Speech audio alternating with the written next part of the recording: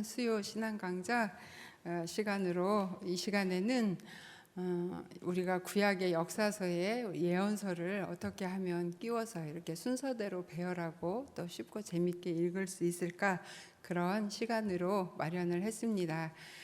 같이 기도하고 제가 강의 진행하도록 하겠습니다. 하나님이 우리에게 주신 최고의 선물인 성경을 잘 배우고 공부해서 영혼의 양식을 삼을 수 있도록 도와주시기를 원합니다.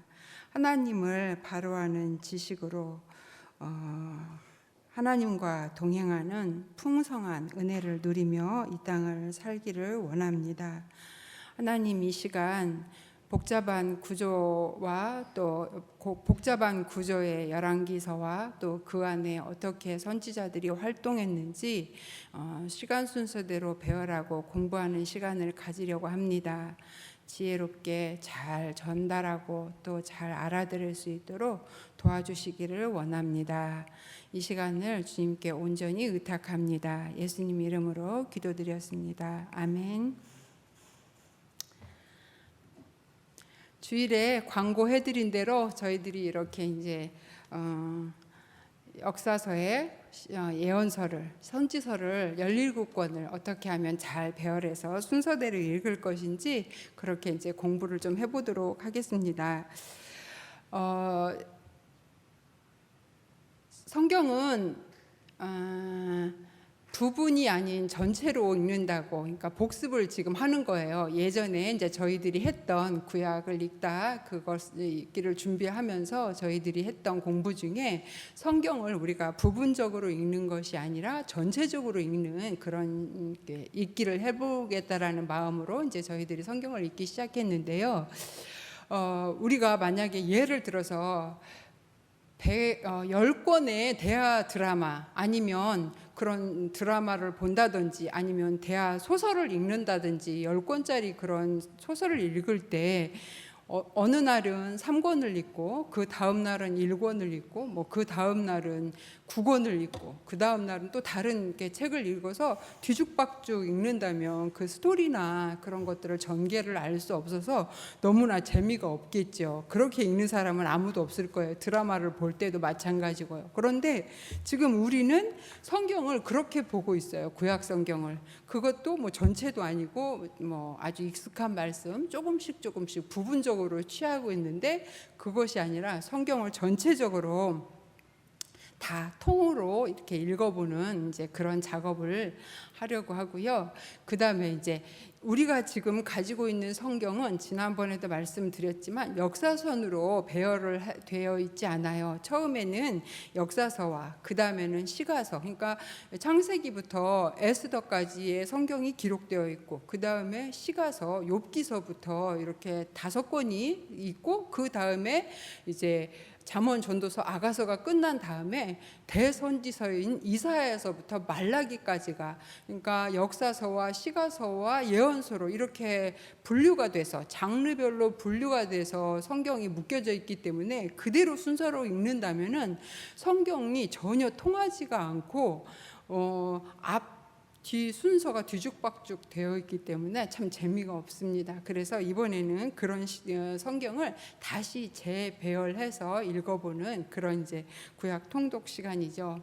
그 다음에는 이제 성경을 읽다 보면 우리는 처음에는 글자를 읽지만 나중에는 이제 하나님의 마음을 읽는 곳까지 저희가 읽어야 성경을 다 읽었다 이렇게 할 수 있는데, 사실 성경을 한 번 읽고 하나님의 마음을 다 알기라는 쉽지 않아요.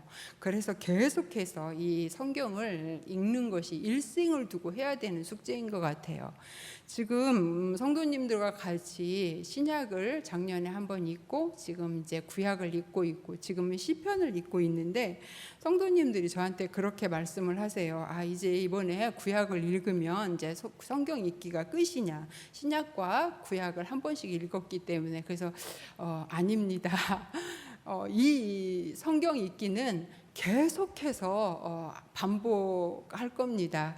그러니까 1독을 하던 2독을 하던 그거는 성도님들의 몫이고, 이 작업은 계속해서 해서 우리 교회가 또 있는 한 또 제가 이렇게 또 다음 사역자가 할 수도 있겠죠. 그래서 성경 읽기가 교회 안에서 계속 진행이 되고, 나는 한 3독 했다 이렇게 하면은 거기서 성경을 마치는 게 아니라 이제 그분들은 또 다시 성경을 좀 깊이 볼 수 있는 성경 묵상반도 만들어서 성경하고 계속적으로 친숙해질 수 있는 그런 이제 성도님들, 그런 우리 나눔교회가 되기를 바라는 게 저의 또 작은 꿈이기도 합니다. 그래서 구약 성경 읽기, 신약 성경 읽기는 계속 될 예정입니다. 복습을 한번 해볼게요. 이 그림은 제가 그 처음 구약을 읽다 시간에 이렇게 만들었던 도표인데, 이것을 보고 한번 그때를 기억을 떠올려 보면서 이제 한번 복습을 하고 그 다음에 이제 오늘 또 진도를 나가도록 하겠습니다. 역사서는 17권입니다. 창세기부터 에스더까지. 그래서 이게 순서대로 지금 기록을 제가 이렇게 사사기, 그 다음에 사무엘 상하, 그 다음에 열왕기 상하. 오늘 저희들이 이제 볼 곳이 바로 이 열왕기 상하예요. 열왕기 상하가 마지막 하면서 이제 이스라엘 역사에 어떤 일이 일어나면 이스라엘 백성들이 바벨론의 포로로 가는 일이 생기죠. 그래서 이곳은 이렇게 비어서 놓고 그 다음에 포로에서 돌아온 사람들이 성전을 건축하고 다시 한번 개혁을 일으키는 그런 에스라와 느헤미야가 구약에 이렇게, 이게 역사서의 큰 줄기입니다. 이 줄기에, 이 역사서 안에 성경이 어떻게 다시 배치되는지, 그 역사서의 성경 안에 종속 목록이 배열이 되는데, 그것은 바로 출애굽기 시대에는 레위기가 발생이 되었고, 민수기 때는 민수기 마지막 광야 시대가 끝나고 모세의 설교집인 신명기가 발생이 되고, 그 다음에 사사기 시대에는 이제 룻기가 같이 사사 시대에 일어났던 일이죠. 그래서 큰 역사의 줄기에 이렇게 종속 목록이 들어가고, 그 다음에 이제 이건 역대상하입니다. 역대상하는 포로에서 돌아온 그 귀환한 사람들이 에스라를 중심으로 다시 한번 말씀의 부흥을 일으키면서 우리나라, 그러니까 이스라엘 민족의 정체성을 다시 한번 갖기 위해서 남유다 중심으로 역사를 기록한 책입니다. 그래서 역대상하가 이렇게 들어가고요. 그 다음에 이제 이 에스라 밑에는 에스더라는 이제 구약의 그 포로에서 돌아왔지만 그 페르시아의 그 지배하에서 돌아오지 않고 그 페르시아라는 나라에서 살면서 겪었던 이스라엘 백성들의 사건을 기록한 책이 에스더인데, 그렇게 역사서는 그래서 17권이 이렇게 됩니다. 그리고 이 창세기에 이제 욥기가 들어가는데, 왜냐하면 이 욥은 창세기의 그 족장 시대, 아브라함 시대에 같이 있었던 사람들이기 때문에 종속 목록으로 창세기의 밑으로 들어갔고요. 그 다음에 이제 사무엘 상하는 시편을 이제 여기다 이렇게 넣었죠. 왜냐하면 그 시편은 다윗이 다윗이 다 쓴 건 아니지만 다윗이 가장 많은 시편을 썼기 때문에 사무엘 상하의 종속 목록으로 넣습니다. 지금 구약을 읽다 성경방에서 시편을 읽고 있는데, 왜냐하면 사무엘 상하가 끝났기 때문에 시편을 읽고 있는 거예요. 그리고 사무엘 상하가 끝나고 나면 열왕기 상으로 갈 거예요. 열왕기 상을 다 읽고 나면 솔로몬이 그 열왕기 상에서 이제 마지막이 되기 때문에 열왕기 상을 다 읽고 우리는 이제 솔로몬이 지었던 잠언, 전도서, 아가서를 읽는 거죠. 그래서 이렇게 열왕기 상하 밑에 영어는 잠언, 전도서, 아가서를 읽은 다음에 그 다음에 이제 아주 중요한 거죠. 저를 가려주셔도 돼. 네. 그래서 이제 이 열왕기 시대에 나타났던 이스라엘의 선지자들을 다 이렇게 등장을 해요. 그러니까 지금 엘리야나 이따 뒤에서 만나볼 거지만 엘리야나 엘리야 선지자나 엘리사 선지자 같은 경우에는 문서 기록 선지자가 아니기 때문에, 물론 열왕기 그 왕정 시대에 활동했던 선지자이지만 여기 기록 문서가 없기 때문에 그 왕정 시대에 활동했던 선지자들은 이렇게 많이 있어요. 그리고 이 사람들은 대부분 북이스라엘이 망할 때, 남유다가 망할 때 대거 등정해서 말씀을 전했던 선지자입니다.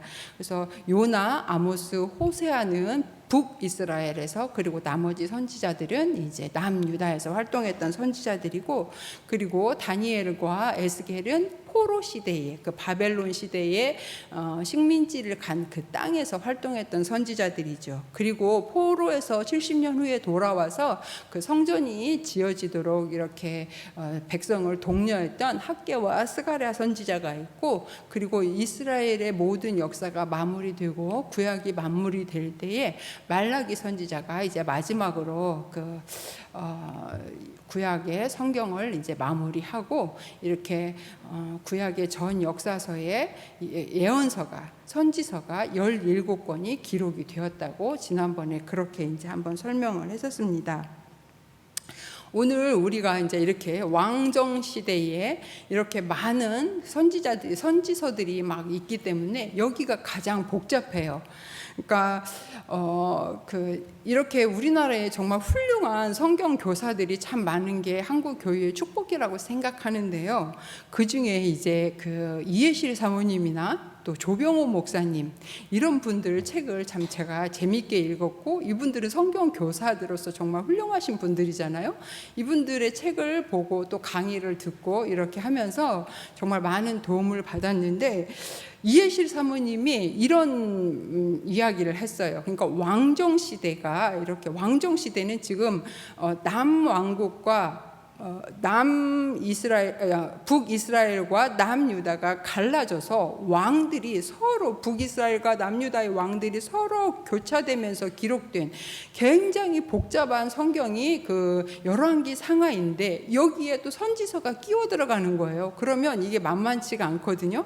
그래서 그 이해실 사모님이 이 왕정 시대에 이곳을 비유를 어떻게 하면, 우리가 음식을 먹을 때 사실 수박 같은 거는 딱 사와서 잘라서 그냥 썰어서 먹기만 하면 되는 그런 성경, 그런 음식이 있는가 하면 굉장히 복잡하게 준비 과정이 복잡한 그런 요리가 있다. 그게 바로 이제 만두가 그렇다 하면서, 만약에 만두를 우리가 만든다면 시장에 가서 그 만두를 재료들도 많잖아요. 뭐 숙주도 사야 되고, 두부도 사야 되고, 고기도 갈아와야 되고, 또 그 갈아온 고기를 또 양념해야 되고, 뭐 나물도 다 데쳐야 되고, 두부도 다 으깨야 되고, 밀가루 반죽해서 그 피를 만들고, 이게 보통 일이 아니거든요. 바로 그렇게 만두를 만들어서 먹는 것처럼 열왕기 상하는 준비할 게 너무 많다.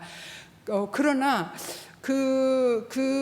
만두를 집에서 만들어서 먹으면 아주 맛이 있듯이, 열왕기 상하는 그렇게 맛있고 또 그 먹었을 때 굉장히 건강에도 좋고 좋은 음식이듯이, 열왕기 상하는 복잡하고 공부를 해야 되지만 그래도 굉장히 재밌고 우리에게 많은 유익한 그런 성경이다, 이런 이야기를 해주셨었거든요. 맞는 것 같아요. 그리고 이제 또 신약 성경이나 사실 이런 데 가면 바울 서신 같은 경우에는 바로 읽어서 한 번 읽었다고 깨달아지는 또 성경은 아니기 때문에 사골처럼 계속 봐야 되잖아요.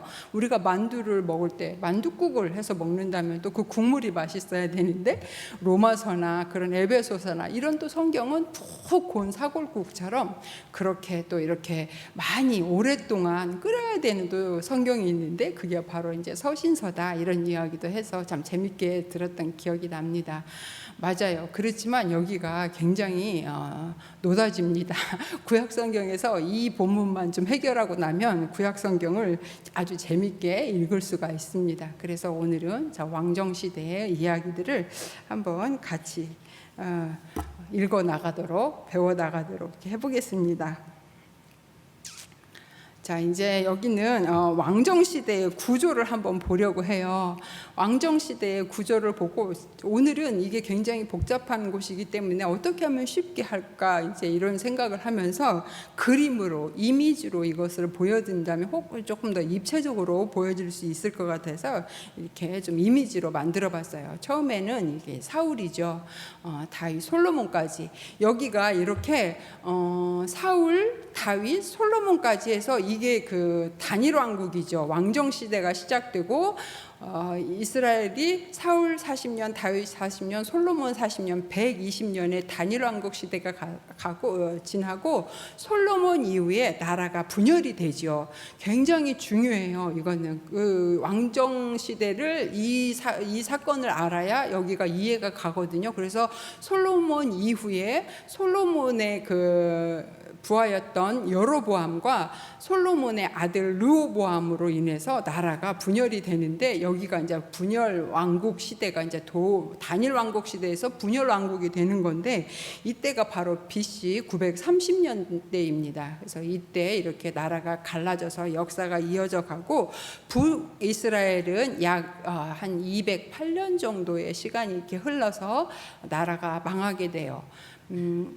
왕들은 19명의 왕이 계속 이렇게 있었습니다. 그리고 이 19명의 왕이 쭉 여로보암이라는 그 한 가문으로 이어진 게 아니라 9개의 왕조가 일어났다가 구테타로 일어났다가 망하고 일어났다가 망하고, 이런 일들을 계속 9번이나 반복하면서 200년 동안 역사가 지속이 됩니다. 그리고 그 후에 BC 722년에 아수르에 의해서 전 세계로 이렇게 흩어지는 그런 비참한 이제 일을 맞이하게 되는 것이 북이스라엘의 역사입니다. 열왕기하 17장에서 북이스라엘이 망한 사건을 확인할 수가 있어요. 자, 그 다음에 이제 남유다를 우리가 봐야 되는데, 남유다는 북이스라엘보다는 조금 더 역사가 길게 갑니다. 344년 정도의 역사가 이렇게 이어진 다음에 남유다도 북이스라엘과 마찬가지로 그 신흥 바벨론이 일어나서 느부갓네살에 의해서 BC 586년에 바벨론의 포로로 끌려갑니다. 그리고 이 북이스라엘이 망한 후에 그 남유다의 역사를, 북이스라엘이 망한 후에 남유다의 역사가 이제 기록이 되고, 이 뒷부분이 이제 히스기야부터 시드기야까지 그 나머지 그 남유다의 왕들의 이야기를 집중해서, 그러니까 열왕기 상하는 처음에는 북이스라엘에 집중해요. 그러나 이제 북이스라엘이 아수르에 망한 후에 이 열왕기를 기록한 사가는 이제 북이스라엘이 할 얘기가 없으니까 남유다에 집중을 해서 기록을 하고 있습니다. 그래서 이렇게 남유다는 조금 더 역사가 길게 가지만 결국 비참하게 그 인생이, 이제 그 나라가 바벨론의 포로로 끌려가는 그런 역사가, 이게 이제 그 열왕기 상하의 구조입니다. 처음 이렇게 왕정 시대가 그 단일 왕국 시대가 됐고, 그 다음에 이제 이렇게 세 덩어리로 나눌 수가 있어요. 북이스라엘을 중심으로 이렇게 두 번째 덩어리가 나가고, 마지막에 세 번째 덩어리로 머리와 몸통, 꼴이라고 생각하시면 될 것 같아요. 이렇게 해서 세 개의 그 덩어리로 왕정 시대를 이제 이해하고 있으면 됩니다. 남유다에는 20명의 왕이 역사를 계속 이렇게 이어갔는데, 하나님께서 다윗에게 다윗이 하나님께 그 성전을 지어주겠다고 했을 때, 하나님께서 네가 나를 위해서 집을 지어준다고? 아니, 내가 너를 위해서 집을 짓겠다면서 너의 왕위와 너의 자리가 영원히 끝나지 않을 것이다 라는 것을 하나님께서 다윗에게 사무엘 하에서 약속을 하시는데, 그 약속 때문에 이 남유다 왕이 선해서 정치를 잘해서 역사가 이어진 것이 아니라 북이스라엘은 9명의 왕조가 계속 일어났다고 했잖아요. 그러나 남유다는 그 중간에 그 아달랴라고 하는 위에 그 이세벨과 아합의 그 북이스라엘의 그 왕의 딸이 남유다로 시집을 와서 그 남유다의 7번째 왕으로 잠깐 통치를 합니다. 그래서 뭐 그 남유다 다윗의 그 왕가를 씨를 말리려고 했는데, 그 사건을 하나님께서 그 다윗에게 약속한 다윗 언약을 지키기 위해서 그 와중에 하나님께서는 다윗 왕가를 지키셔서 다윗 왕가가 무사하게 이렇게 존속되는 그런 은혜를 베풀어 주시죠. 그래서 그 이야기도 이제 열왕기 상하를 읽으면서 확인을 하시면 되겠습니다. 이렇게 왕정 시대의 구조가 이렇게 세 덩어리로 나눈다는 것을 기억을 하시고, 이제 조금 더 이제 구체적으로 좀 들어가야 되는데요. 자, 여기는 이제 제가 좀 덩어리를, 열왕기 상하에 대해서 좀 덩어리를 크게 나눠봤어요. 열왕기 상하를 한번 펴주시면, 열왕기 상은 22장까지 있습니다. 열왕기 상은 22장까지 있고, 열왕기 하는 25장까지 있어요. 22장과 25장까지 있는데, 사실 이것은 우리가 편하게 이거를 나눈 거지 본래는 한 책이었어요. 왕들의 이야기인 거죠. 열왕, 왕들을 진열했다. 그래서 북이스라엘의 19명, 남유다의 20명의 왕들을 서로 교차하면서 열왕들이 이렇게 이야기가 되는데, 이것을 한 권으로 봤을 때 이 한 권을 어떻게 5덩어리로 나눠서 우리가 좀 이야기를 해보면, 처음에 이 열왕기 상을 딱 펴면 솔로몬 왕이 1장부터 11장까지 솔로몬 이야기가 나옵니다. 여기는 우리가 다 잘 알아요. 이따 조금 더 세분해서 나누겠지만 이 솔로몬의 통치가 되고, 그러나 우리가 다 알다시피 솔로몬은 끝없이 타락을 했죠. 그래서 결국에 12장부터 이제 이스라엘의 분열되는 이야기가 나옵니다. 그래서 제가 아까 그 여로보암과 르호보암으로 갈라지는 이야기가 있다 그랬는데, 그 이야기가 바로 이 열왕기 상 12장서부터 16장까지 분열이 되고, 그 다음에 이제 여기가 굉장히 중요한데요. 열왕기 상 17장부터 열왕기하 8장까지 아합 왕의 이야기가 계속 이어져요. 우리가 그 열왕기 상을 읽을 때 3명의 왕을 꼭 기억을 하셔야 되는데, 처음에는 솔로몬, 그 다음에는 북이스라엘의 왕이었던 여로보암, 그 다음에 세 번째가 바로 북이스라엘의 오므리 왕조의 아합 왕, 이 세 왕을 꼭 기억을 해주셔야 돼요. 이 세 왕을 우리가 기억을 해서 반면 교사로 삼고 그들에게 교훈을 받아야 돼요. 솔로몬은 하나님께 많은 은혜를 받았지만 정말 얼마나 많은 타락을 하는 것을 그 말년을 보여주었고, 그 다음에 여로보암도, 그 여로보암이라는 사람은 그 솔로몬의 그 신하였거든요. 그런데 왕으로 선택을 받아서 북이스라엘을 지배하는 왕이 되었지만, 결국 그가 잘못 채운 첫 단추가 북이스라엘을 멸망으로 인도하는 그 시발점이 된 거예요. 그래서 이 북이스라엘의 여로보암은 악한 왕의 대명사죠. 그래서 이렇게 이스라엘 왕과 선지자들이, 이제 이스라엘 왕, 특히 그 아합 왕이 다스리던 그 북이스라엘의 시절에 이제 엘리야가 등장하고 엘리사가 등장해서 세상 나라와 하나님 나라가 결투를 하는 그런 이제 장면도 우리가 볼 수 있잖아요. 그래서 여기서 우리가 이제 아주 중요해요. 여기서는 이렇게 굉장히 중요한 곳이 바로 저렇게 세 번째 덩어리. 그러니까 지금 그 열왕기 상하를 기록한 역사가는 멍석을 깔고 싶어서 오랫동안 하고 싶은 이야기가 있는데, 그게 바로 아합 왕 이야기다. 아합 왕이 얼마나 악한 왕이었는지 너희들에게 악한 왕을 내가 고발하겠다 하면서 아합 왕 이야기를 굉장히 오랫동안 합니다. 아합 왕이 누구하고 결혼을 했습니까? 바로 옙발, 시돈 지방의 옙발의 딸 이세벨하고 결혼을 했잖아요. 그러니까 이방 여인하고 결혼을 해서 그 이세벨이 데리고 온 그 바알과 아세라를 섬기던 그 많은 그 거짓 선지자들과 함께 북이스라엘을 다스렸으니 북이스라엘이 남아날 리가 없는 거죠. 그렇게 850명과 이제 그 엘리야가 대결을 하는 그런 장면도 성경에 나오게 되죠. 엘리야와 엘리사가 그토록 그 기적을 베풀면서 이때 시대에 활동을 했지만 회개하고 돌아온 사람은 없었어요. 회개하고 돌아온 사람이 딱 2명 있었는데, 엘리야 시대에는 수뎀 사르밧 과부, 그 여인이 엘리야와 만났고, 그 다음에 엘리사 시대에 한 명이 있었죠. 아람의 나만 장군.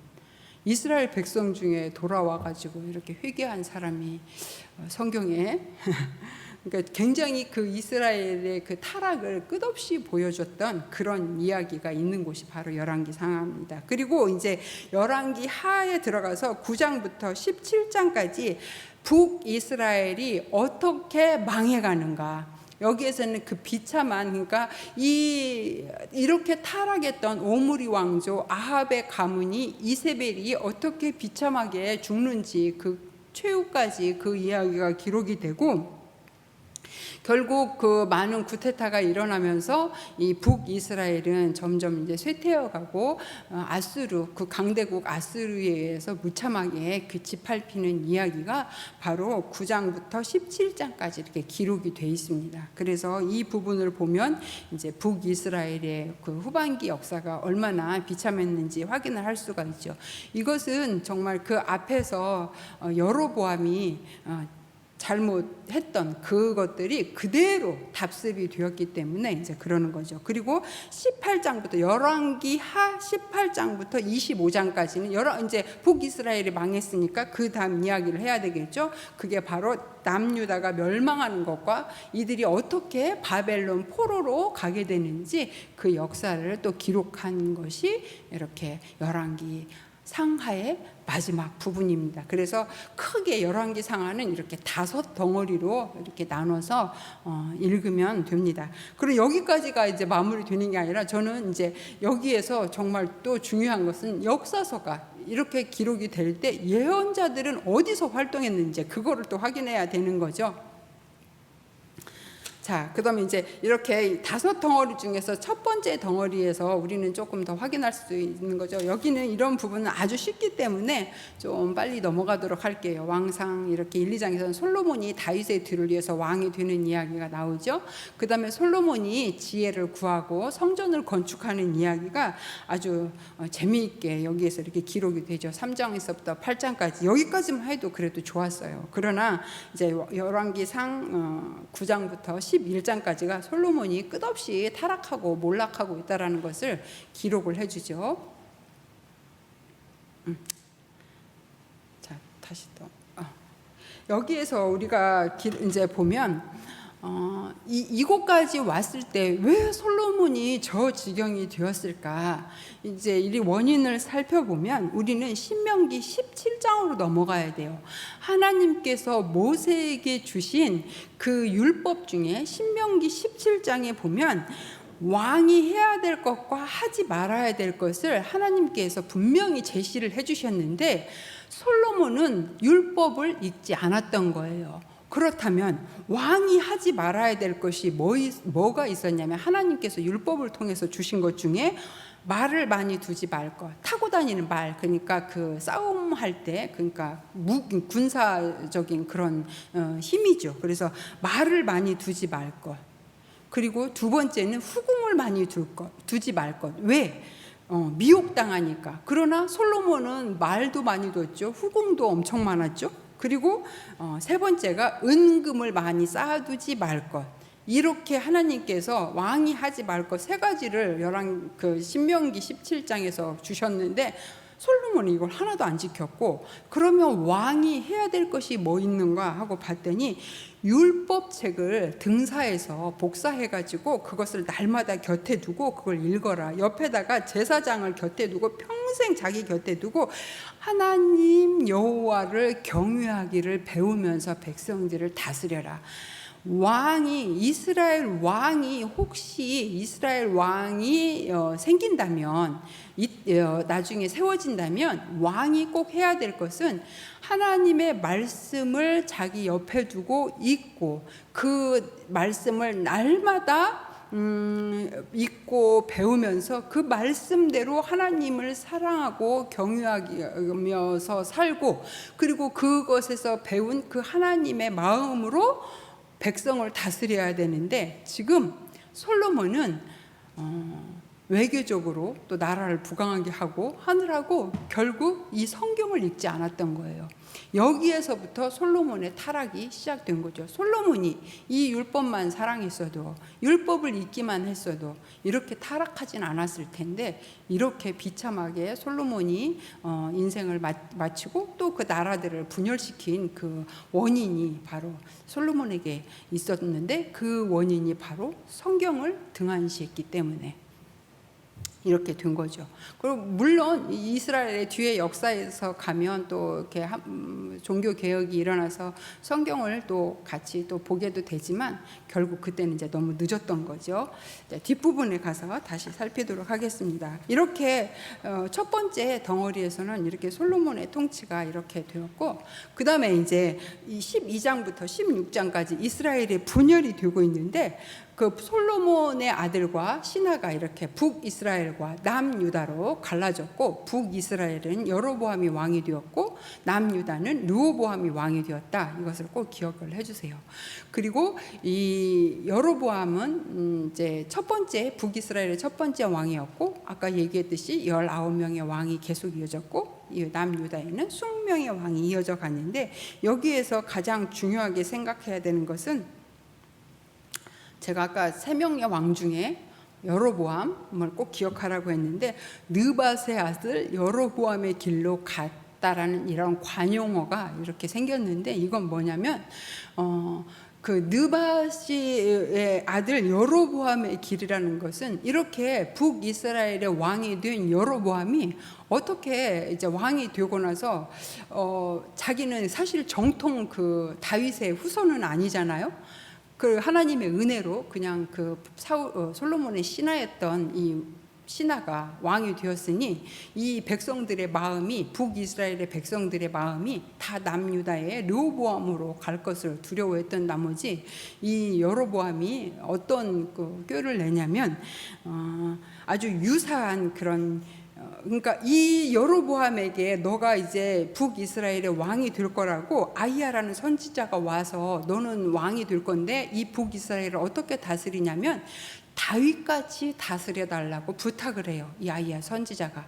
근데 여로보암은 이 불안한 나머지 그 금송아지를 만들어서 세우고, 이게 너희를 애굽에서 구원한 신이다라고 백성들에게 이 금송아지를 섬기도록, 우상을 섬기도록 만들고, 그 다음에 제사장이 아닌, 그러니까 레위 지파의 제사장이 아닌 다른 지파의 사람들을 제사장으로 삼아서 그들을 성전에서 일하게 하고, 또 그 절기, 하나님이 정해주신 그 절기도 다 자기 마음대로 바꿔버려요. 그래서 유사 종교를 만드는 거예요. 혼합 종교를 만드는 거예요. 우상을 섬기도록 백성을 그렇게 인도하는 거예요. 좋은 왕일 리가 없죠. 하나님이 이 일을 기뻐할 리가 없죠. 느밧의 아들 여로보암의 길로 갔다라는 것은 바로 이렇게 크게 세 가지의 잘못을 했다라는 거예요. 금송아지를 만들었고, 그걸 백성들에게 섬기게 했고, 유사 그 절기를 자기 마음대로 이렇게 했고, 그 이런 일들을 해서 그 왕들이, 그 백성들이 계속해서 그 일을 따라갈 수 있도록. 그래서 이 여로보암의 평가는 북이스라엘의 그 왕의 그 첫 번째 왕으로서 도대체가 이제 하나님께 한 번도 칭찬을 받지 못한, 굉장히, 그래서 나중에 그 아들이 아프게 되고 하는데도 하나님께 묻지 않죠. 자기 아내를 변장시켜서 아히야 선지자에게 가서 자기 아이가 어떻게 될 것인지, 이렇게 그런 왕이로 이제 역사에 아주 치욕적인 그런 모습으로 기록되어 있는 그런 왕이 되었습니다. 아무튼 이렇게 이제 여로보암이 어떤 왕이었는지를 기억을 해주시고요. 그 다음에 그렇다면 이렇게 왕정 시대를 지나가면서 하나님이 왕들의 평가의 기준은 무엇인가, 이렇게 살펴를 보니까 하나님만 섬겼는가, 그리고 우상을 제거했는가, 그리고 언약에 신실했는가, 전혀 이거에서 여로보암은 다 탈락이죠. 미달, 수준 미달이 된 거예요. 이게 왕이 이렇게, 이거가 하나님이 왕들을 평가하는 기준이 되었던 거죠. 북이스라엘의 왕이 19명이라고 했죠. 그런데 하나님이 보시기에 좋았던 왕은 한 명도 없었어요. 첫 단추를 잘못 끼웠기 때문에. 그리고 19명 모두가 저 19명입니다. 제가 숫자를 잘못 썼습니다. 그리고 남유다에서는 8명이 선한 왕이었고 12명이 악한 왕이었습니다. 하나님이 평가하실 때 북이스라엘에 보면 여로보암이 첫 번째 왕이었고 나중에 이렇게 갔을 때 북이스라엘이 굉장히 부강했을 때가 있었거든요. 그때가 여로보암 2세 왕 때에 이스라엘이 굉장히 부강했던 때가 있었는데 그때 여로보암의 2세의 치적은 성경에 단 몇 줄밖에 되지 않아요. 하나님하고 관심이 없다. 하나님 관심 밖에 있었던 일을 한 거죠. 오히려 여로보암 2세 때 호세아, 아모스, 요나가 등장해서 말씀을 전해요. 왜 그렇게 선지자들이 일어나서 말씀을 전했을까요? 나라가 너무나 타락했기 때문에. 자, 그다음에 이제 왕상 17장부터 왕하 8장까지 이스라엘 왕과 선지자들이 계속 대거 등장한다고 했는데 이 선지자의 역할은 어떤 것이었냐면 이 선지자는 하나님을 왜냐하면 이따가 우리가 또 예언서를 봐야 되기 때문에 선지자들을 만나야 되는데 이 선지자들은 어떤 일을 하는 사람들이었냐면은 하나님을 대변하는 사람들하고 이 백성들이 언약을 실천하는지 실천하지 않는지 감시하는 사람들이었고 그 다음에 우상숭배와 불의를 꾸짖어서 돌이키고 회개하도록 만드는 사람들이 바로 이 선지자들이었죠. 그리고 율법을 지키도록 이러고 계속 독려하고 말씀을 전했던 사람들이 바로 이 시대의 선지자 역할을 했던 사람들이죠. 사실 이 선지자들 중에 이제 처음으로 이렇게 등장을 해서 이렇게 말씀을 전하고 기적을 많이 베풀었던 사람이 아합 왕 시대의 엘리야죠.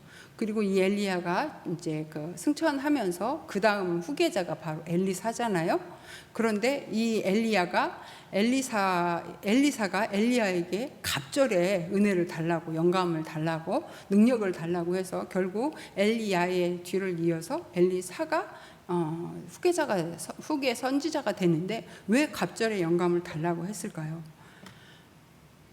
갑절로 나라가 더 타락을 해갔기 때문에 갑절의 영감이 필요해서 엘리사가 그렇게 엘리야에게 그런 은혜를 구했던 게 아닌가 그런 생각을 했습니다. 선지자가 이런 역할을 감당했던 거죠. 자, 그다음에 이제 덩어리로 가면 이제 포로가 되어 가는 거죠. 이제 예후 왕조가 들어가요. 이 타락했던 아합의 집안 오므리 왕조를 숙청할 그런 왕조가 예후 왕조예요. 예후가 등장을 해서 이 아합 가문을 완전히 이렇게 멸절시킵니다. 그리고 아합 가문이 몰락하는 이야기가 이제 나오게 됩니다. 여기에서. 그리고 열왕기하 17장에 가서 드디어 이제 이 역사가 이 북이스라엘의 역사는 아수르에서 멸망이 되는데 왜 이렇게 북이스라엘이 멸망했을까? 우리는 다 알고 있어요. 우상 숭배 그리고 정의가 사라졌고 그 다음에 언약에 불순종했기 때문에 이런 일들이 일어난 거죠. 그래서 북이스라엘은 이렇게 망하게 되고 그렇다면 이제 북이스라엘의 역사가 끝났기 때문에 우리는 이제 어디를 봐야 될까요? 자, 남유다입니다. 남유다 이제 이야기가 남아있죠. 그리고 이제 남유다에 봤더니 열왕기하 18장으로 가서 20장까지 보니까 히스기야 왕이 등장해요. 우리가 그 잘 알고 있는 히스기야 왕이 등장을 해서 개혁을 일으키기도 하고 또 이렇게 전쟁을 이기기도 하고 아수르에 막 그 사내립이 쳐들어오고 랍사게가 막 이렇게 하고 할 때 그거에서 막 기도하고 이사회하고 동역해가지고 막 히스기야가 멋지게 또 이렇게 종교 개혁도 시키고 이런 일들을 하잖아요. 남유다의 그런 그 선한 왕 중에 한 명이기도 하죠. 이 히스기야는. 그래서 이렇게 히스기야가 이런 일을 하는데 히스기야가 그 아팠다가 15년을 그 생명을 연장받잖아요. 그리고 낳은 그때 15년 동안 그 버렸던 아내 헵시바를 다시 맞아들여서 아내를 이제 그 버렸던 아내였어요. 이사야서에 나와요. 그 헵시바를 이렇게 다시 맞이해서 아들을 낳았는데 그 아들이 바로 악한 왕, 천하의 악한 왕, 그 결국 남유다의 그 몰락을 가져온 그런 왕 중에 하나였죠. 그래서 이 므낫세가 12살에 왕이 되는데 50년이 넘게 남유다를 다스리면서 정말 자기 아이를 그 우상의 제물로 바치는 최악의 왕으로 이제 기록되죠. 그리고 므낫세의 아들은 또 선왕입니다. 이 요시야라는 이 왕이 태어나서 남유다의 마지막 등불이었지만 결국 이 요시야가 아무리 종교 개혁을 일으키고 또 백성들을 그 말씀으로 이끌려고 했어도 므낫세가 지은 죄가 너무나 악해서 하나님께서는 바벨론으로 포로로 끌려가는 것을 정했기 때문에 취소할 수 없다고 이렇게 해서 요시야 시대에 이제 에레미야하고 같이 동역을 하게 되죠. 여기서 그 이제 유명한 이야기가 이사야 선지자가 므낫세에 의해서 죽음을 당하죠. 그리고 요시야는 결국 그 무기또 전투에 나가서 거기서 이제 죽음을 당하게 되고, 그리고 요시야가 죽은 후에 그 이후에 왕들이 있지만 남유다의 시드기야 왕까지 해서 결국 바벨론으로 포로로 가는 이야기가 열왕기 상하의 마지막 부분에 기록이 되어 있습니다. 이렇게 해서 크게 5덩어리로 나눌 수가 있어요. 이제 마지막으로 이제 저희들이 해야 될 게 뭐냐면요, 열왕기 상하를 다시 한번 이제 보면서 그렇다면 17권의 예언서 선지자들이 어디 시대에 등장을 해서 말씀을 전했는가, 그거를 이제 확인하고 오늘 이제 이야기는 마무리하도록 하겠습니다.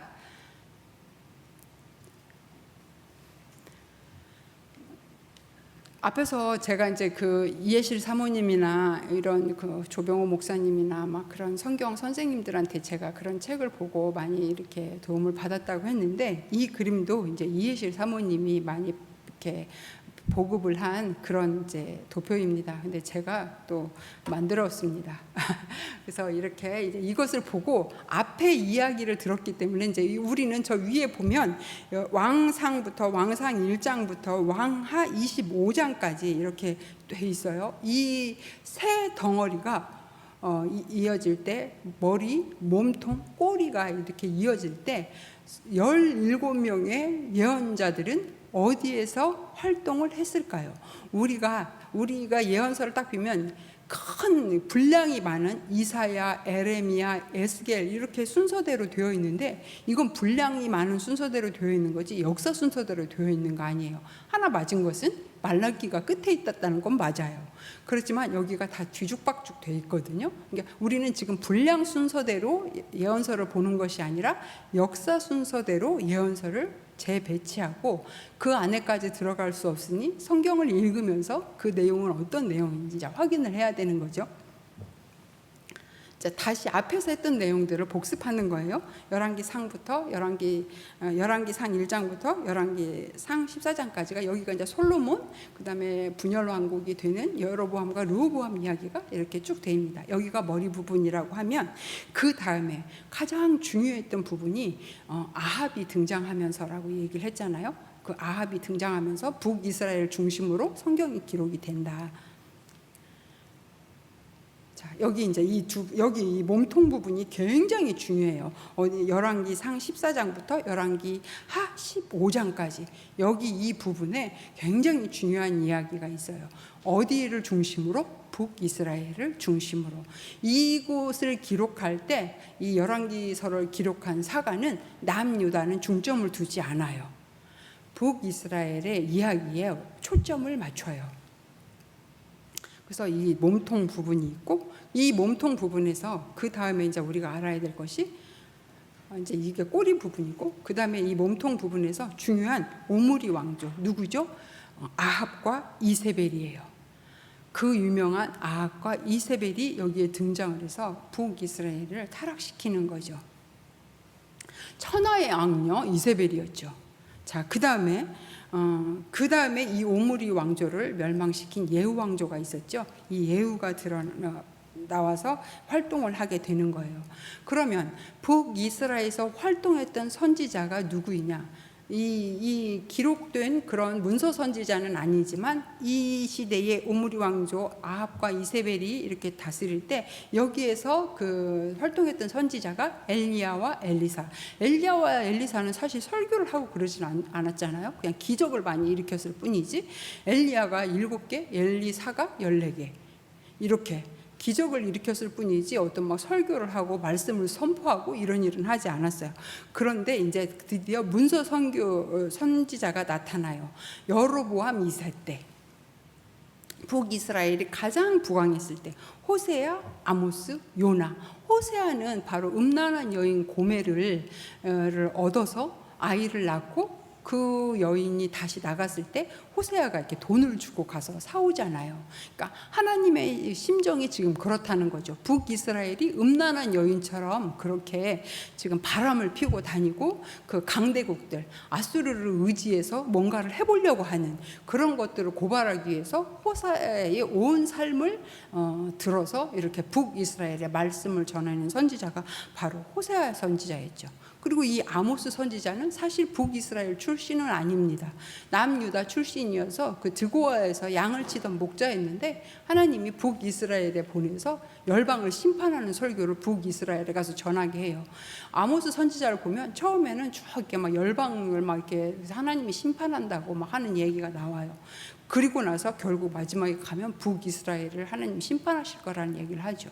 북이스라엘 백성들이 싫어해요. 니네 나라에 가서 말씀 전하라고. 그러니까 아모스가 나도 이렇게 하고 싶지 않은데 하나님이 나한테 시켜서 한다. 이렇게 얘기하면서 아모스가 북이스라엘에 가서 말씀을 전했던 거죠. 그러니까 너희가 회개하지 않으면 멸망한다. 그리고 요나 선지자는 사실 북이스라엘 출신의 선지자이지만 북이스라엘에서 활동하지 않고 북이스라엘을 망하게 할 나라가 아수르라고 했잖아요. 그 아수르의 니느웨에 가가지고 말씀을 전했던 선지자가 요나예요. 앞에서 엘리야와 엘리사가 그렇게 기적을 베풀면서 하나님께 돌아오기를 요구했지만 회개하고 돌아온 사람이 이방 과부와 이방 장군밖에 없었잖아요. 그런데 이스라엘 백성들은 한 명도 돌아오지 않아요. 그때 요나가 그 니느웨에 가서 아수르의 수도 니느웨에 가서 말씀을 전하자 아주 성의 없이 전하잖아요. 근데 그 백성들은 전부 금식을 하고 왕부터 짐승까지 금식을 하고 베옷을 입고 하나님 앞에 회개하고 돌아오잖아요. 그러니까 이걸 보세요. 하나님의 백성이었던 북이스라엘과 아수르 그 악한 민족과 한번 비교를 해보세요. 이스라엘 백성 중에 돌아오는 사람이 없었는데 그 아수르 백성은 그 나라는 돌아왔다니까요. 물론 나중에 타락을 해서 또 이제 그 북이스라엘을 망하게 하지만 이거를 이렇게 보여주는 거죠. 그래서 요나는 결국 이렇게 수출용 선지자였던 거죠. 그러니까 선교사였죠. 아수르를 변화시키기 위해서 부름을 받은 여로보암 2세 때에 다 같이 활동했던 그런 선지자들이에요. 그래서 그러나 이제 결국 이 남유다도 아수르에 의해서 망하게 돼요. 그리고 이제 이 아수르가 망하고 이제 보니까 밑에 그 히스기야가 이렇게 남아 있죠. 히스기야가 있고 그리고 이제 남유다에 보면 사실 이제 그 요엘과 오바댜라는 그 선지자는 역사가 어디 시대인지 정확하게 알 수는 없어요. 요엘과 오바댜는. 그러나 이제 남유다에서 활동했던 선지자들은 맞으니까 이곳에 이제 이렇게 끼어서 보더라고요. 그리고 요엘과 오바댜. 그러니까 요엘은 3장까지고 오바댜는 한 장이잖아요. 그러니까 오바댜 같은 경우에는 에돔 족속이 망한다라는 그런 것을 얘기했던 선지자가 오바댜 선지자고 요엘 선지자는 이제 그 많이 이렇게 맞고 다 뭐 자연재해나 뭐 황충 막 이런 걸로 다 이렇게 너무 맞아서 더 이상 이제 이렇게 혼내면 안 되는 그런 상황에서 이제 요엘이 와서 그 남유다에게 말씀을 전하는 그런 이제 역할을 했던 게 바로 요엘과 오바댜는 이렇게. 그러니까 남유다에서는 먼저 요엘과 오바댜가 먼저 이렇게 읽히면 되는 거겠죠. 그리고 이제 중요한 게 이제 히스기야 때 이사야와 미가가 등장을 해서 같이 말씀을 전하고 같이 활동을 합니다. 이사야는 우리가 다 알다시피 분량이 엄청 많잖아요. 66장까지 있고, 그런데 이 시대에 똑같이 미가가 이제 말씀을 전했죠. 이 자세한 내용들은 나중에 우리가 구약 성경을 읽으면서 이제 자세하게 더 봐야 되겠죠. 지금은 그 내용은 좀 살피기에는 시간이 너무 부족하니까. 그래서 결국 그 사회 정의가 얼마나 그 땅에 떨어졌는지 이 미가서를 읽어보면 그때 그 시대가 얼마나 부패했는지 정확하게 이렇게 알 수가 있거든요. 그래서 이렇게 미가 선지자와 같이 하고, 그다음에 이제 이 요시야 왕이 그러니까 히스기야, 므낫세, 아몬, 요시야가 이어서 이 요시야가 그렇게 종교 개혁을 일으키고 부흥을 이끌었지만 결국 요시야가 죽은 여호아스, 여호야김, 여호야긴, 시드기야까지 쭉 이어가면서 이때 이제 대거 등장을 합니다. 북이스라엘, 남유다의 그 마지막, 그러니까 지금 예레미야가 여기서 이제 그 분량이 굉장히 많잖아요. 예레미야가 여기서 그 말씀을 전한 게 뭐였어요? 너희들 포로 가는 거 하나님이 정했어. 남유다 망할 거야. 그러니까 그 망하는 거에 순종해서 조용히 그냥 바벨론에 포로 갔다 와. 그러면 하나님, 너희를 향한 하나님의 생각은 재앙이 아니라 평안이야. 그곳에서 70년 너희들이 그냥 푹 그곳에서 포로 생활 하다 보면 그곳에서 하나님이 복을 줘서 너희들을 이 바벨론에서 잘 지켜줄 거야. 그러니까 계속 가라고 예레미야가 그 백성들을 설득하는 거예요. 왕들도 설득하고. 그러나 열왕기하 이 뒷부분에 보세요. 왕들이 예레미야 말 죽어도 안 들어요. 그래서 결국에 예레미야가 얼마나 많은 고난을 당하면서 그때 눈물로 말씀을 전합니까? 왜냐하면 자꾸 이 남유다 백성들이 그 애굽을 의지하는 거예요. 애굽이 어떻게 나 좀 도와줄까? 예레미야가 이거 하지 말라는 거죠. 제발 포로 가라, 포로 가라. 그러니까 예레미야는 환영을 받을 수가 없는 거죠. 이때 예레미야하고 같이 활동했던 그 거짓 선지자들이 얼마나 많이 있습니까?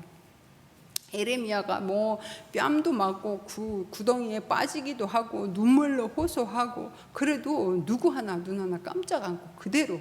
결국 시드기야가 얼마나 비참하게 그 바벨론 왕이 느부갓네살을 위해서 두 눈이 뽑히고, 그 두 눈이 뽑히기 전에 아들들이 그 자기 눈앞에서 죽임을 당하는 걸 보고 그렇게 끌려가자는, 고집 부리지 말고 끌려가라. 거기서 하나님의 뜻이 있다. 하나님이 그렇게 얘기하는데도 예레미야는 전혀 이제 예레미야 말을 듣질 않죠. 이때 이제 나훔이나 스바냐나 예레미야, 하박국 다 같이 이 시대에 있었던 사람들이야. 나훔은 이제 아수르 망한다는 이야기를 이제 한 거죠. 나훔 선지자, 그다음에 이제 스바냐 선지자도 있었고, 숨겨주신다.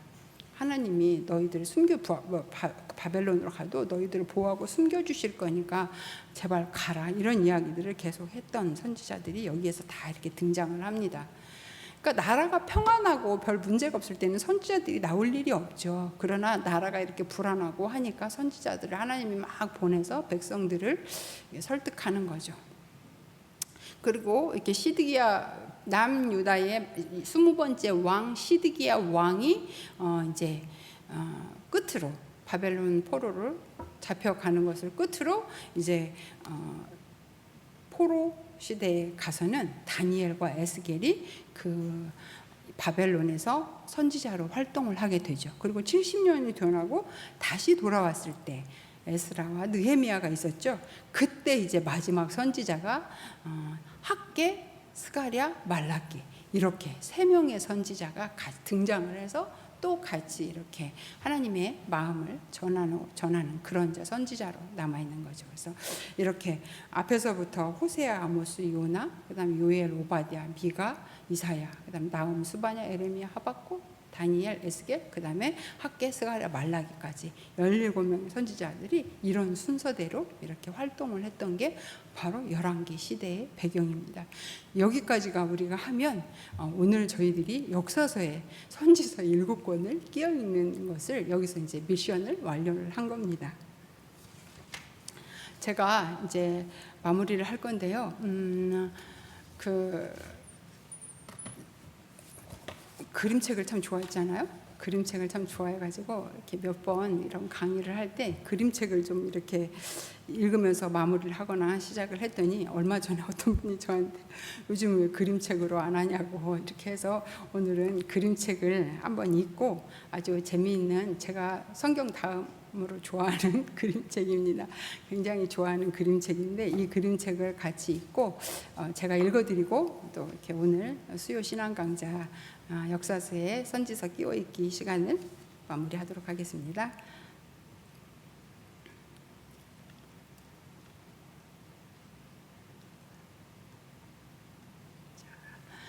이 책은 프레드릭이라는 책인데요. 생쥐 5마리의 이야기입니다. 여기는 이제 소들이 한가롭게 풀을 뜯고 말들이 뛰고 놀고 있는 들판이에요. 돌담이 쭉 이렇게 되어 있고 보기만 해도 굉장히 한가롭죠. 그런데 이렇게 생쥐 5마리가 귀엽게 이렇게 있어요. 열심히 일을 하고 있어요. 헛간하고 가까운 곳에 자리를 잡고 돌담에서 수다쟁이 들쥐가지게 이제 여기서 이렇게 재밌게 오손도손 살고 있는 거죠. 겨울을 대비하기 위해서 들쥐들이 열심히 일을 하고 있어요. 먹을 것을 모으고 있어요. 옥수수 열매도 구하고 또 나무 열매도 구하고 밀과 짚 같은 것들을 모으기 시작해요. 왜냐하면 추운 겨울을 대비하기 위해서요. 열심히 밤낮 없이 일을 해요. 들쥐 4마리가. 그런데 저 구석에 있는 프레드릭이라는 쥐만 가만히 있어요. 한 마리 쥐만 빼고 이렇게 다 열심히 일을 하고 있는 거예요. 그러니까 그 프레드릭의 친구들이 열심히 일을 하다가 프레드릭한테 이렇게 물어봐요. 프레드릭, 너는 왜 일을 안 하니? 이렇게 물어봐요. 그러니까 나도 일하고 있어. 난 춥고 어두운 겨울날을 대비하기 위해서 햇살을 모으고 있는 거야. 다른 친구들은 듣는 둥 마는 둥 했겠죠. 무슨 햇살을 모으고 있어? 이렇게 하면서.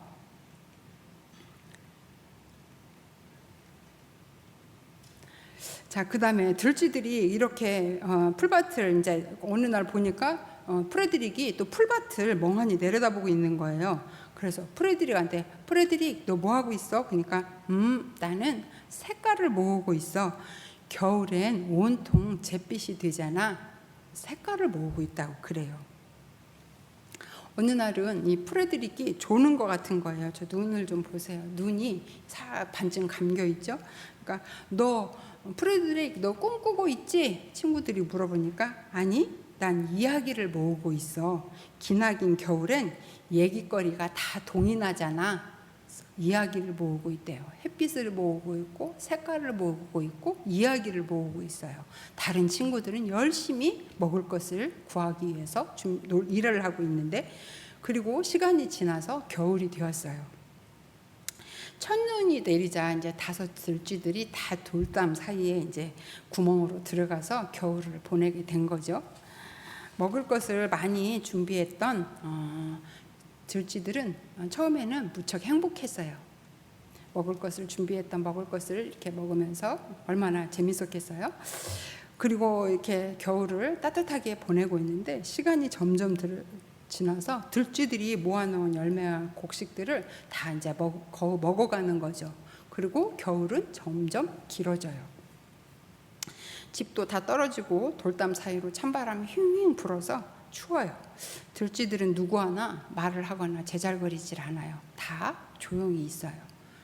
그때 햇빛과 색깔과 이야기를 모은다고 했던 프레드릭이 생각나서 친구들이 프레드릭한테 프레드릭, 내가 모은다던 양식은 어떻게 됐어? 라고 이렇게 물어봐요.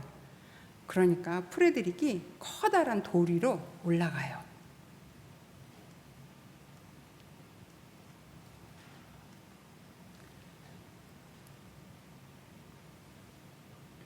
그리고 친구들에게 이렇게 말해요.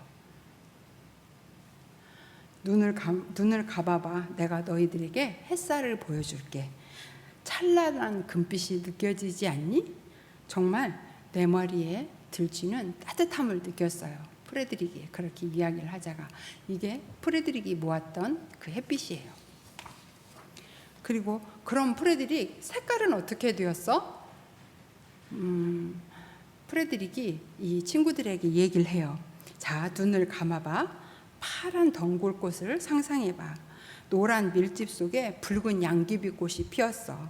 초록빛 딸기 덤불 이야기를 들려주었어요. 여름에 풀밭을 보면서 모았던 색깔 이야기예요. 들쥐들의 마음속에는 뚜렷하게 그 색깔들이 다 그려졌어요. 그리고 또 친구들은 프레드릭에게 말했어요. 프레드릭, 네가 모았다는 이야기는 어떻게 됐어? 프레드릭이 그때 이야기를 해요. 눈꽃송이는 누가 뿌릴까? 굳은 날씨는 누가 가져올까? 맑은 날씨는 누가 가져올까? 그리고 6월의 네잎 클로버는 누가 피워낼까? 날은 저물게 하는 건 누구일까? 달빛을 밝히는 건 누구일까? 굉장히 시적이죠. 하늘에 사는 들쥐 4마리가 너희들과 나같이 들쥐 4마리가 있어. 봄쥐는 소나기를 몰고 오고, 여름쥐는 온갖 꽃에 색칠을 하지. 가을쥐는 열매와 밀을 가져오고, 겨울쥐는 오들오들 작은 봄을 웅크리지. 계절이 내신이 얼마나 좋아? 넘치지도 모자라지도 않게 딱 사계절. 이렇게 프레드릭이 자기가 모았던 이야기들을 친구들에게 들려줘요. 친구들은 프레드릭의 이야기를 마치자 박수를 치면서 감탄을 해요. 프레드릭, 넌 시인이야. 칭찬을 하니까 프레드릭은 으쓱했어요. 그리고 얼굴을 붉히며 인사한 다음에 수줍게 말해요. 나도 알아. 너무 귀엽죠. 저는 이 이야기를 읽으면서 그런 생각을 했어요. 이 이야기가 우리가 지금 성경을 읽는 것도 어쩌면 이렇게 하나님 나라의 이야기를 모으고 있는 그런 시간인 것 같아요. 우리가 비춰줘야, 세상 사람들에게 빛을 비춰줘야 세상 사람들은 따뜻할 수가 있어요. 그리고 우리가 하나님 나라의 이야기를, 이 아름다운 하나님 나라의 이야기를 색색깔로 들려줘야 세상 사람들은 그 이야기에 귀를 기울일 수가 있어요. 그리고 우리가 하나님의 이야기를, 그 프레드릭이 뒷부분에서 했던 이야기들을 쭉 보면 욥기에 마지막에 하나님이 욥에게 나타내서 너 대장부처럼 허리를 붓고 나하고 이야기해보자 하면서 하나님이 욥에게 폭풍 같은 질문을 던지시는 그 장면하고 너무 비슷하더라고요. 그런 것들을 보면서 이 프레드릭은 우리는 성도는 우리는 세상 사람들과 똑같이 살면 안 되는 거잖아요. 우리는 그들과는 다른 색깔을 가지고 다른 것을 모으면서 살아야 되는데, 그들과 똑같이 산다면 우리는 이 세상에서 세상 사람들과 너무나 분류가 되지 않는 그런 모습으로 살 수밖에 없는 거죠. 그래서 저는 이렇게 성경을 읽고 또 하나님의 말씀을 가까이 하고 세상 사람들에게 들려줄 하나님 나라의 이야기를 모으고 있는 사람이 바로 프레드릭 같은, 우리가 그런 프레드릭 같은 사람이 되어야 하는 것이 아닌가, 그런 생각을 했어요. 마무리를 할게요. 제가 또 좋아하는 책 중에 성서유년의 김주련 대표님이 책을 쓰신 것 중에 어린이를 위한 신앙 낱말 사전이라는 사전에서 성경에 대해서 이렇게 이야기를 하고 있어요. 성경은 매일 먹어야 되는 음식이다. 매일 밥을 먹어야 살 수 있는 것처럼 하나님의 자녀는 매일 성경을 읽어야 하나님의 사람으로 건강하게 자랄 수가 있다. 우리는 세상 사람들과 다른 양식을 먹어야 되는 거죠. 이사야 55장에 보니까 하나님께서 이사야를 통해서 뭐라고 말씀하시냐면, 너희들은 다 나에게 와라. 목마른 자들, 돈 없는 자들 다 나한테 와서 돈 없이 값 없이 와서 포도주와 젖을 사라. 너희가 어찌하여 양식 아닌 것을 위해 은을 달아주며 배부르게 못할 것을 위해 그렇게 수고하고 있느냐. 나를 청종해라. 하나님의 말씀에 귀를 기울여라. 그리하면 너희가 좋은 것을 먹을 것이며 너희 마음이 기름진 것으로 즐거움을 얻을 것이다 라고, 이렇게 이사야 선지자를 통해서 하나님이 말씀을 해주시는 거죠. 예수님도 오병이어의 기적을 베풀고 많은 사람들이 예수님을 왕 삼고 쫓아오자 예수님께서 뭐라고 말씀을 하시냐면, 야, 너희가 나를 찾아온 것이 기적을 보고 표적을 보고 배부른 까닭이 아니냐? 떡을 먹고 배부른 까닭에 너희가 왔는데, 썩을 양식을 위해서 일하지 말고 영생하도록 있는 양식을 위해서 너희가 일을 해야 된다고 예수님께서도 이렇게 말씀을 하시잖아요. 우리가 지금 모으고 있는 것이 뭡니까? 일을 하지 말라는 게 아니에요. 우리는 또 생활을 하기 위해서 직장 생활도 해야 되고 열심히 일을 해야 되죠. 그러나 정말 그 우선순위가 뭔가 이거를 이렇게 보여야 되는 거죠. 우리가 지금 제자훈련을 지금 시작을 해서 지난주부터 이렇게 쭉 흩어져서 각자 시간을 정하고 장소를 정해서 각자 이렇게 제자훈련을 하고 있어요. 그동안 모아뒀던 하나님 나라의 양식이 있으니까 누군가를 또 나눠줄 수 있는 거예요. 입금이가 되어서. 또 그 다음 또 따름이는 또 그 양식을 모았다가 또 그 다음 따름이에게 또 양식을 하나님 나라 이야기를 또 들려주는 거예요. 이게 우리가 교회에 해야 될 일 아니겠습니까? 우리 성도들이. 그래서 저는 우리 이 하나님께서 우리에게 주신 이 생명의 양식, 이 귀한 그 성경 말씀, 영생하도록 있는 이 양식 말씀을 모으고 하나님 나라의 그 빛처럼 따뜻하고 또 아름다운 그 색깔을 지닌 그 하나님 나라의 그 멋진 아름다운 이야기들을 다 주워 모아서 곳간에 쌓아두었다가 때를 따라서 그 사람들에게 나누어지는 그런 프레드릭 같은 멋진 그런 우리 모든 나눔교회의 그런 성도님들도 우리 교회가 되기를 그런 바라는 마음으로 이 시간에 이렇게 이 말씀으로 또 이렇게 마무리를 하도록 하겠습니다.